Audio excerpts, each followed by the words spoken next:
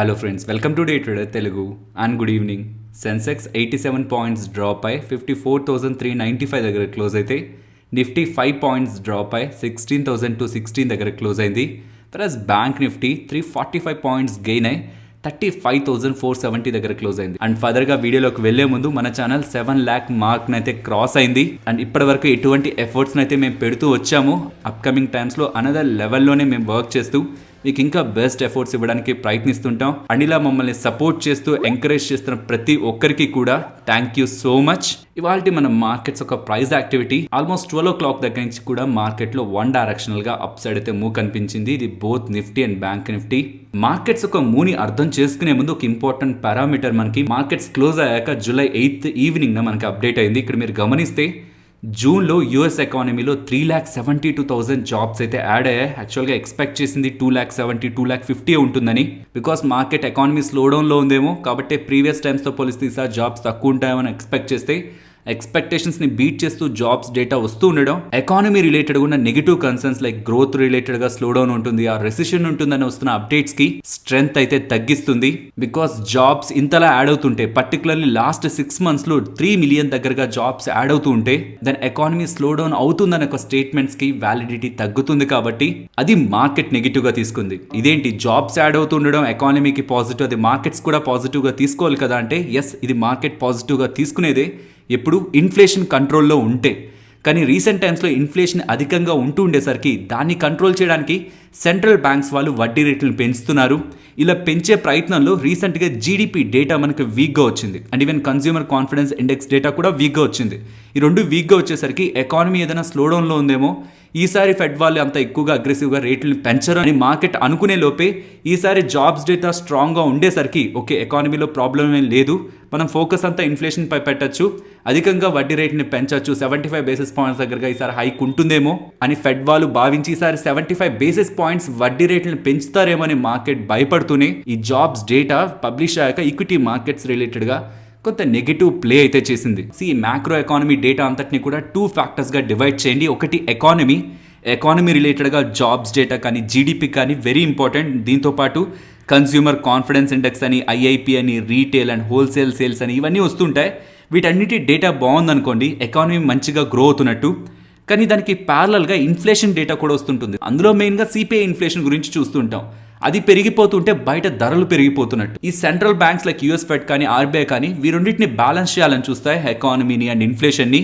So economy బాగుండి inflation కానీ ఎక్కువగా ఉందంటే వడ్డీ రేట్లను పెంచి ఎకానమీ ఎలాగో పెద్దగా ఇంపాక్ట్ అవుతుంది కాబట్టి ఇన్ఫ్లేషన్ తగ్గించాలని ప్రయత్నిస్తాయి. ఈ ప్రాసెస్లో మార్కెట్స్ ఈ పెంచుతున్న వడ్డీ రేట్లని టెంపరీగా నెగిటివ్గా చూస్తుంది. కానీ పాస్ట్లో ఉన్న డేటా ప్రకారం మన అనాలిసిస్ చేస్తే ఎకానమీ స్ట్రాంగ్గా ఉంటే చాలు, ఈవెన్ ఫెడ్ వాళ్ళు వడ్డీ రేట్లను పెంచుతున్నా టెంపరీగా మార్కెట్ నెగిటివ్గా ఉంటుంది. కానీ స్లోగా కంపెనీస్ రిజల్ట్స్ పోస్ట్ చేసినప్పుడు ఎకానమీ బాగుందంటే కంపెనీస్ కూడా మంచిగానే నెంబర్స్ పోస్ట్ చేస్తాయి. అలాంటి సందర్భాల్లో కంపెనీ పోస్ట్ చేసిన నెంబర్స్తో మార్కెట్ బ్యాలెన్స్ అవుతూ గ్లోబల్ గా ఉన్న సెంట్రల్ బ్యాంక్స్ వడ్డీ రేట్లు పెంచుతున్న సందర్భాల్లో కూడా మార్కెట్ అప్ సైడ్ కి మూవ్ అయింది. కాబట్టి ఇలా జాబ్స్ డేటా బాగుండడం మనం పాజిటివ్ గానే తీసుకోవాలి. ఈవెన్ కమింగ్ టైమ్స్ లో ఫెడ్ వాళ్ళు వడ్డీ రేట్లు పెంచి మార్కెట్ ఫాల్ అయినా కూడా మనం పాజిటివ్ గానే తీసుకోవాలి. Because in long run economy stable గా ఉండి మంచి గ్రోత్ రేట్ తో ఉంటే ఫెడ్ వాళ్ళు వడ్డీ రేట్లను ఎక్కడుంచినా కంపెనీస్ మంచిగా గ్రోత్ ని డెలివర్ చేస్తాయి. అలా కాకుండా ఎకానమీ డేటా వీక్ గా ఉంటేనే, మీన్స్ ఈ jobs data GDP or sales అన్ని వీక్ గా ఉంటేనే ఫెడ్ వాళ్ళు వడ్డీ రేట్లు పెంచకుండా ఆగుతారు. దాన్ని మనం పాజిటివ్గా చూద్దామంటే అది ఎక్కువ కాలం మార్కెట్లో స్టెబిలిటీని అయితే ఉంచదు. కాబట్టి ఇప్పుడు ఇలా వస్తున్న జాబ్స్ డేటా మార్కెట్ రిలేటెడ్గా పాజిటివ్. బట్ అప్కమింగ్ టైమ్స్లో ఉండబోతున్న ఈవెంట్స్ని ఇన్ షార్ట్ టర్మ్ మార్కెట్ రిలేటెడ్గా హై వోలటాలిటీ డేస్గా మనం గమనించాలి. దాని రిలేటెడ్గా 3 ఈవెంట్స్ ఉన్నాయి. ఫస్ట్ రేపు అప్డేట్ అవబోతున్న ఇండియన్ సిపిఐ ఇన్ఫ్లేషన్ డేటా, అది ఆల్మోస్ట్ 7 దగ్గరగా ఉంటుందని మార్కెట్ ఎక్స్పెక్ట్ చేస్తుంది. 7 కంటే బిలో ఉంటుంటే అది మార్కెట్ పాజిటివ్గా తీసుకుంటుంది, 7 కంటే అబవ్ ఉంటుంటే అది మార్కెట్ నెగిటివ్గా తీసుకుంటుంది. బికాస్ హయ్యర్ ఇన్ఫ్లేషన్ రేట్తో కానీ ఇండియన్ ఇన్ఫ్లేషన్ డేటా పబ్లిష్ అవుతుంటే గ్రోత్ కూడా బెటర్గానే ఉంది కాబట్టి ఒక బిగ్ నెగిటివ్ ఏం కనిపించట్లేదు. కాబట్టి ఆర్బీఐ వాళ్ళు వడ్డీ రేట్లు పెంచేస్తారేమో సర్ప్రైజ్గా. లాస్ట్ టైం కూడా ఒక సర్ప్రైజ్ ఇచ్చారు, ఈసారి కూడా అలాంటి సర్ప్రైజ్ ఉంటుందేమో అని. ఈసారి ఉన్న మీటింగ్లో అయినా వడ్డీ రేట్లు అధికంగా పెరుగుతాయని మార్కెట్ ఫియర్కి గురై కూడా మార్కెట్ ఫాలో అవ్వచ్చు. అదొక ఈవెంట్. రేపు అప్డేట్ అవబోతున్న ఇండియన్ ఇన్ఫ్లేషన్ డేటా. బట్ దానికంటే మోస్ట్ ఇంపార్టెంట్ 13th జూలై ఆ రోజు అప్డేట్ అవబోతున్న యుఎస్ సిపిఐ ఇన్ఫ్లేషన్ డేటా అనేది ఒక కీ రోల్ ప్లే చేస్తుంది. అది కానీ ఎక్స్పెక్టేషన్స్ కంటే ఏమాత్రం ఎక్కువగా వస్తున్నా దెన్ ఫెడ్ వాళ్ళు ఖచ్చితంగా 75 బేసిస్ పాయింట్స్ హైక్ తీసుకుంటారని మార్కెట్ స్ట్రాంగ్ గా బిలీవ్ చేస్తుంది. కాబట్టి అలా అప్డేట్ అవబోతున్న సిపిఐ ఇన్ఫ్లేషన్ డేటా ఎక్కువగా వస్తుంటే, ఎక్స్పెక్టేషన్ కంటే ఎక్కువగా వస్తుంటే అది మనం నెగిటివ్ గా చూడాలి. And most important, US CPI inflation data July 13 publish అయ్యాక ఇప్పటి వరకు రీసెంట్ టైమ్స్ లో పోస్ట్ చేసిన అన్ని డేటాస్ ని యాడ్ చేసుకొని ఫెడ్ వాళ్ళు తీసుకోబోయే డెసిషన్ 26th and 27th జూలైన వాళ్ళ సమావేశంలో అప్డేట్ అవుతుంది. కాబట్టి by end of July 27th fed వాళ్ళు కూడా ఈ వడ్డీ రేట్లు రిలేటెడ్ గా వాళ్ళ స్టాండ్ అయితే ప్రకటిస్తారు. సో ఈ 3 ఇంపార్టెంట్ ఈవెంట్స్ ని మనం అప్కమింగ్ డేస్ లో మార్కెట్ లో గమనించాలి. And market price action levels ప్రకారం మాట్లాడుకుంటే రీసెంట్ టైమ్స్ లో చూస్తున్నాం మార్కెట్ 15,670 అబోవ్ వచ్చి క్లోజ్ అయింది. అండ్ నెక్స్ట్ 15,880 అబోవ్ కూడా క్లోజింగ్. ఇప్పుడు 16,200 అరౌండ్ కూడా మార్కెట్ వచ్చి స్టెబిలైజ్ అవుతూ ఉండడం మనం మార్కెట్ రిలేటెడ్గా ఫర్దర్గా అప్ సైడ్ మూవ్ ఉండడానికి పాసిబిలిటీ ఉంటుందని ఒక వ్యూలో ఉండొచ్చు. కానీ నేను మీకు రీసెంట్ టైమ్స్లో చెప్పినట్లు ఓవర్ నైట్ వచ్చే ఈవెంట్స్ ఉన్నాయి మనకి. ఇండియన్ సిపిఐ కానీ, యుఎస్ సిపిఐ కానీ, యుఎస్ ఫెడ్ కానీ, ఇవన్నీ ఓవర్ నైట్లో వచ్చే అప్డేట్స్. అండ్ ఓవర్ నైట్లోనే సెంటిమెంట్ అంతా కూడా అప్ అండ్ డౌన్ అయిపోతూ ఉంటుంది. కాబట్టి ఈవెంట్స్ ఉన్న రోజుల్లో మాత్రం పొజిషనల్ ఆప్షన్ సెల్లింగ్ అయితే కంటిన్యూ చేయొద్దు. అండ్ ఫ్రెండ్స్, వీడియోస్కి మేము పెడుతున్న ఎఫర్ట్స్ మీకు వాల్యుబుల్గా అనిపిస్తూ ఉంటే మన వీడియోని తప్పకుండా లైక్ చేయండి. నెక్స్ట్ టెలికాం కంపెనీస్ గురించి మాట్లాడుకోవాలి. ఇవాళ మీరు గమనిస్తే భారతీ ఎయిర్టెల్ నియర్ టు 5% దగ్గరగా డౌన్ అయింది. దీనికి రీజన్ అదానీ వాళ్ళు 5G స్పెక్ట్రమ్ ఆప్షన్ జరగబోతుంది కదా, ఓపెన్ బిడ్డింగ్ జరగబోతుంది కదా, అందులో అదానీ వాళ్ళు కూడా పార్టిసిపేట్ చేస్తారని వస్తున్న updates.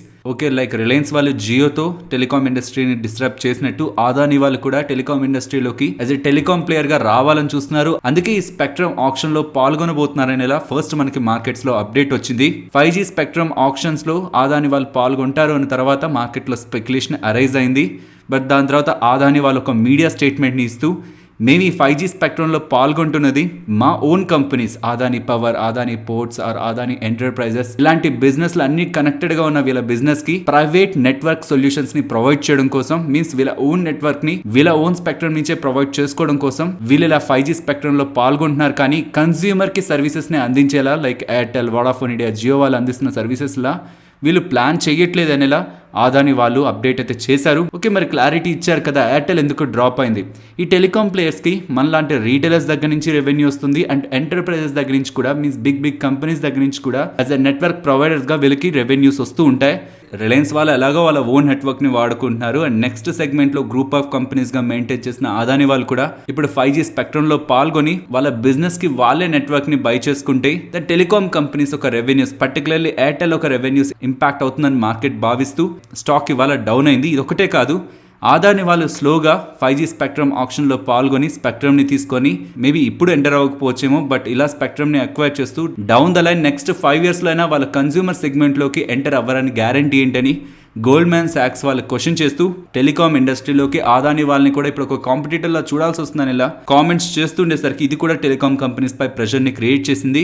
And finally 5G spectrum రిలేటెడ్గా ఇప్పటి వరకు ఉన్న కాంపిటీషన్ లైక్ జియో కానీ, ఎయిర్టెల్ కానీ, వోడాఫోన్ ఐడియా కానీ, వోడాఫోన్ ఐడియా కొంత పక్క నుంచుతాం, వాళ్ళ దగ్గర అంత మనీ లేదు కాబట్టి జియో అండ్ ఎయిర్టెల్ మధ్యలోనే ఉంటుంది అనుకున్నారు. కానీ ఇప్పుడు ఈ ఓపెన్ బిడ్డింగ్ లోకి అదానీ వాళ్ళు కూడా పార్టిసిపేట్ చేస్తుంటే వాళ్ళ కారణంగా కూడా స్పెక్ట్రమ్ ప్రైజెస్కి, బికాస్ ఇది ఒక ఓపెన్ బిడ్డింగ్ కాబట్టి అలా 5G స్పెక్ట్రమ్ ఒక ఆప్షన్ ప్రైజెస్ కూడా పెరిగి ఇది ఓవరాల్ టెలికాం ఇండస్ట్రీకి కూడా నెగిటివ్గా ఇంపాక్ట్ అవడానికి ఛాన్స్ ఉంది. కాబట్టి ఓవరాల్ ఈ ఫ్యాక్టర్స్తో ఎయిర్టెల్ రిలేటెడ్గా బిగ్ ఫాల్ అయితే కనిపించింది.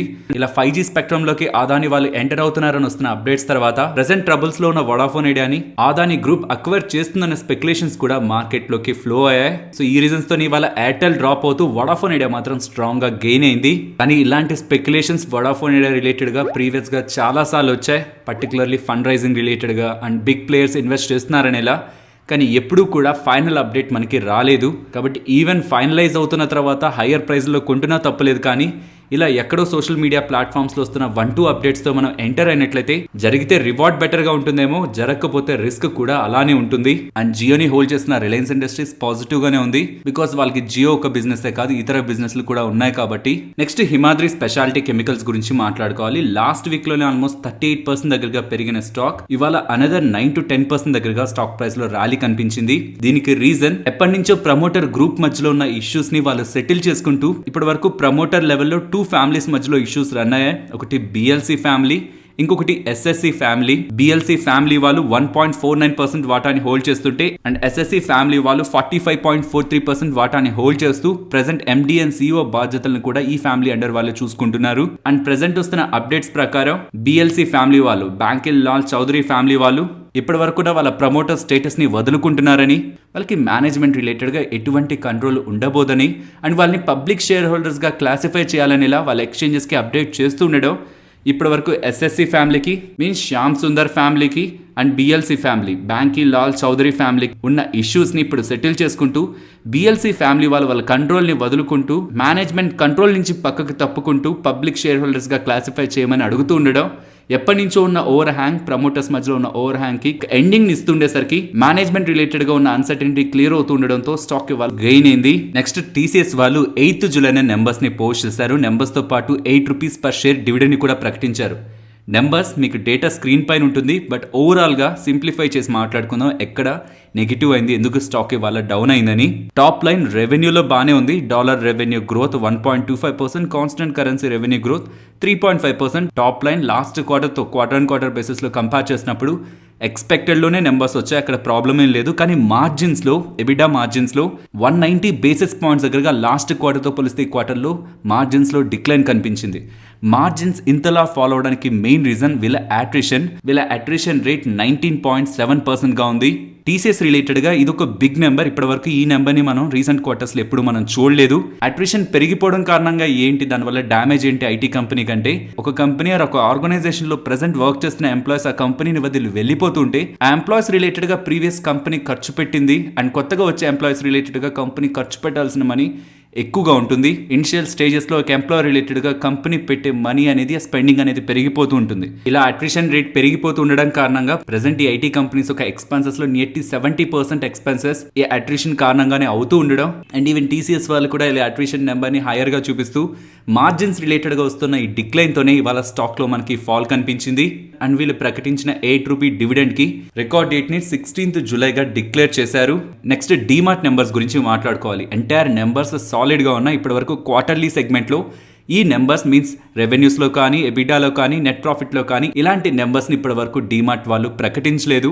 మరి స్టాక్ ఎందుకు బిగ్ వేలో ర్యాలీ అవ్వలేదు? రీసెంట్గానే వీళ్ళు బిజినెస్ అప్డేట్ పాజిటివ్గా ఇచ్చారు. అలా ఇచ్చినప్పటి నుంచే స్టాక్ నియర్ టు 16% దగ్గరగా ర్యాలీ అయింది అండ్ లో లెవెల్స్ నుంచి నియర్ టు 24% దగ్గరగా ర్యాలీ అయింది. సో ఆల్రెడీ ఇలాంటి మంచి నెంబర్స్ వస్తాయని స్టాక్ ఆల్రెడీ ర్యాలీ అయింది కాబట్టి ఇవాళ పెద్దగా మూవ్ కనిపించలేదు. కానీ ఓవరాల్ నెంబర్స్ అయితే సాలిడ్గా ఉన్నాయి అండ్ ఓవరాల్ అన్ని నెంబర్స్ని కూడా క్వార్టర్ అండ్ క్వార్టర్ బేసిస్లోనే గమనించండి. బికాస్ మీరు ఇయర్ ఆన్ ఇయర్లో కంపేర్ చేస్తే రెవెన్యూ 94%, ఆపరేషనల్ సైడ్ 350%, ప్రాఫిట్ అయితే ఏకంగా 580% గ్రో అయినట్లుంటుంది. కానీ లాస్ట్ ఇయర్ కానీ ఈవెన్ ఆ లాస్ట్ బిఫోర్ ఇయర్తో కూడా ఇయర్ ఆన్ ఇయర్ కంపారిజన్ చేశారంటే ఆ బోత్ కేసెస్లో కూడా ఆ పర్టికులర్ క్వార్టర్లో ఆ ఇయర్ ఆన్ ఇయర్ కంపారిజన్లో మనకి ఆ టైమ్స్లో ఈ వైరస్ కారణంగా ఇంపాక్ట్ ఉండడం కారణంగా వెరీ లో నెంబర్స్ ఆ క్వార్టర్స్లో రిపోర్ట్ అయ్యాయి. కాబట్టి మీరు ఇయర్ ఆన్ ఇయర్ కంపారిజన్ చేస్తే ఒక లో బేస్తో ప్రెజెంట్ ఉన్న నెంబర్స్ని కంపేర్ చేస్తున్నట్లు కాబట్టి ఒక హై గ్రోత్ రేట్ కనిపిస్తుంది. వెరాస్ క్వార్టర్ అండ్ క్వార్టర్ కంపారిజన్ చేసామంటే రెవెన్యూస్ 14% దగ్గరగా, operating side 36% and net profit 51% దగ్గరగా స్ట్రాంగ్ డేటా మనకి వీళ్ళ దగ్గర నుంచి కనిపిస్తూ ఉంది. బట్ ఈవెన్ స్టిల్ ఇంతలా నెంబర్స్ పోస్ట్ చేశాక కూడా ఆల్ టైమ్ హైస్ నుంచి స్టాక్ నియర్ టు 30% దగ్గరగా డౌన్ అవుతూ ఈవెన్ ఇలా డౌన్ అయిన తర్వాత కూడా still 72 times forward earning FY24 price to earning multiples కి వాల్యుయేషన్ లో ట్రేడ్ అవుతూ ఉండడం. సింపుల్ టర్మ్స్ నెంబర్స్ బాగున్నాయి అండ్ దానికి తగ్గట్టే స్టాక్ కూడా ఎక్స్పెన్సివ్ వాల్యుయేషన్ లోనే ఉంది. అండ్ ఇవాళ స్టీల్ కంపెనీస్ ఒక ప్రైస్ మూవ్ గమనించండి. Tata steel, Jindal steel, JSW steel వీటిలో మోస్ట్లీ మనకి అప్ సైడ్ మూవ్ కనిపించింది. దీనికి రీజన్ రీసెంట్ టైమ్స్లో గవర్నమెంట్ ఈ స్టీల్ రిలేటెడ్గా ఎక్స్పోర్ట్ డ్యూటీని విధించింది కదా, 15% ఎక్స్పోర్ట్ డ్యూటీ.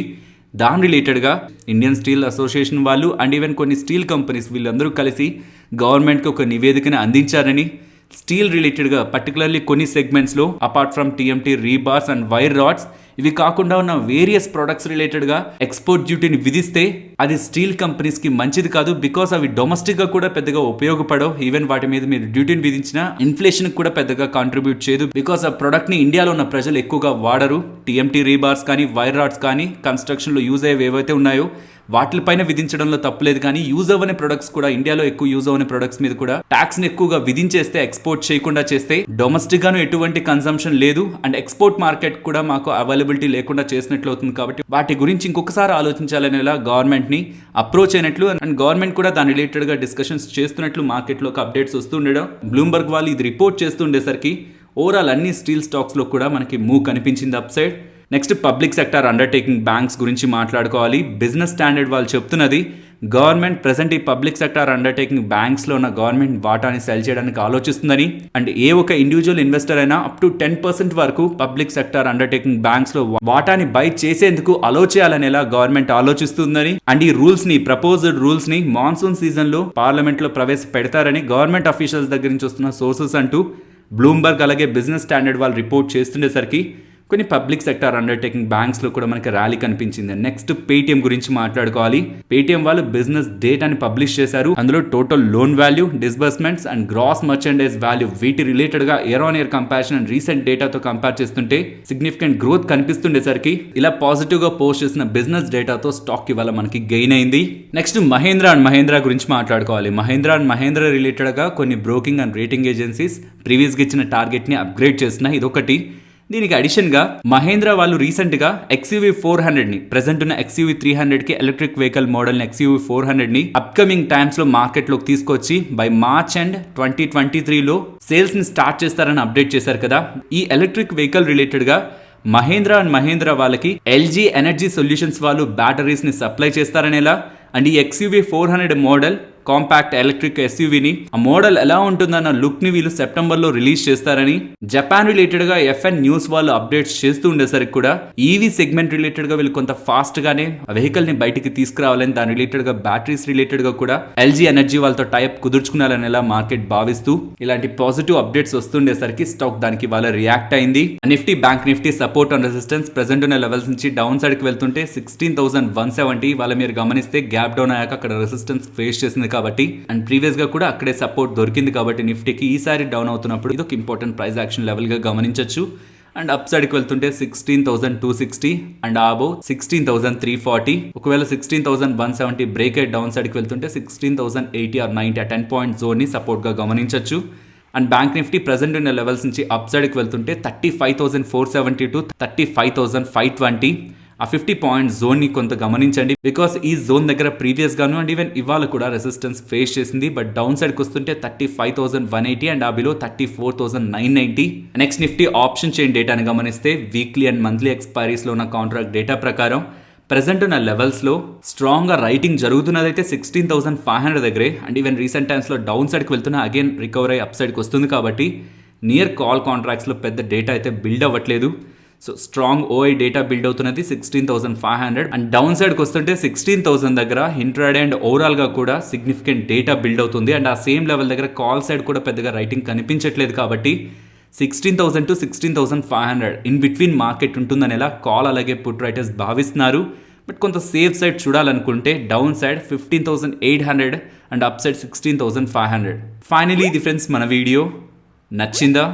నచ్చితే మన వీడియోని లైక్ చేయండి ఫ్రెండ్స్ అండ్ ఈ వీడియో మన వాళ్ళకి యూజ్ అవుతుంది అనుకుంటే తప్పకుండా షేర్ చేయండి అండ్ మన ఛానల్ని సబ్స్క్రైబ్ చేయనట్లయితే ఛానల్లో ఉన్న కంటెంట్ని గమనించండి. ఇఫ్ ఆ కంటెంట్ మీకు యూజ్ అవుతుంది అనుకుంటే ఛానల్ని సబ్స్క్రైబ్ చేసి పక్కనే ఉన్న బెల్ ఐకాన్ క్లిక్ చేయండి. మరొక ఇంట్రెస్టింగ్ వీడియోతో మళ్ళీ మీ ముందుకు వస్తాను. అంతవరకు టేక్ కేర్. జై హింద్.